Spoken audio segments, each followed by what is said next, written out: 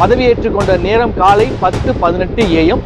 லக்னம் பாத்தீங்கன்னா என்ன லக்னம்னா மிதுன லக்னம். அப்போ லக்னத்துல யார் இருக்கான்னு கேட்டீங்கன்னா லக்னத்துல குரு இருக்கார். லக்னத்துல குரு பகவான் அமர்ந்து இருக்கிறார். மிதுன லக்னம் பாத்தீங்கன்னா உபய லக்னம்னு சொல்லுவோம். சரி, பாசிட்டிவான கிரக அமைப்புகள் என்னன்னு முதல்ல பார்ப்போம். லக்னத்தில் குரு அமர்ந்து சுயசாரம் வாங்கியுள்ளார், அதாவது சொந்த சாரம் வாங்கியுள்ளார். லக்னத்திலிருந்து 11ஆம் இடம் பாத்தீங்கன்னா சூரியன் உச்சமாயிருக்கு. 11ஆம் இடத்துல சூரியன் உச்சமாயிருக்கு. புதன் 11இல். நெகட்டிவான கிரக அமைப்புகள். 2ஆம் அதிபதி சந்திரன் 8இல். 6-11ற்கான செவ்வாய் 10இல் புதன் சாரம் வாங்கியிருக்காரு.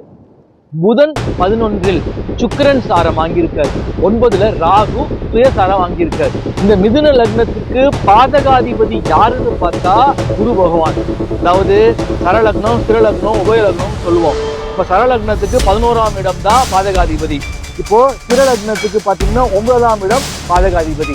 உபயலக்னத்துக்கு 7ஆம் இடம் பாதகாதிபதி. அப்படிப்பட்ட பட்சத்துல குரு பகவான் தனுசுல வந்து கனெக்ட் பண்ணோம்னா தனுசு குரு பகவான் தான் பாதகாதிபதி. சரி, பாதகம்னா என்ன பார்ப்போம். பாதகம்னா ஒண்ணும் கிடையாது.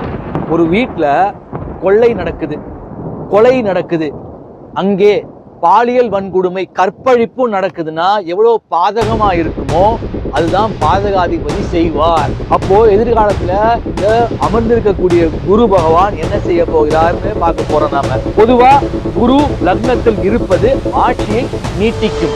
ஒருவேளை ஆதரவு அவருக்கு வாபஸ்ன்னு சொல்றாங்க.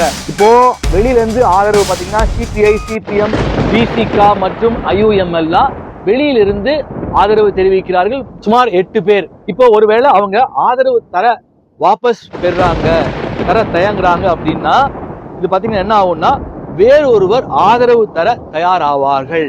அதே போல 7ஆம் அதிபதியான குரு லக்னத்தில், அதாவது சுயசாரம் வலு பெற்றால், குரு வந்து சுயசாரம் பெற்றிருக்கார், லக்னத்துல உட்கார்ந்து இருக்கார்.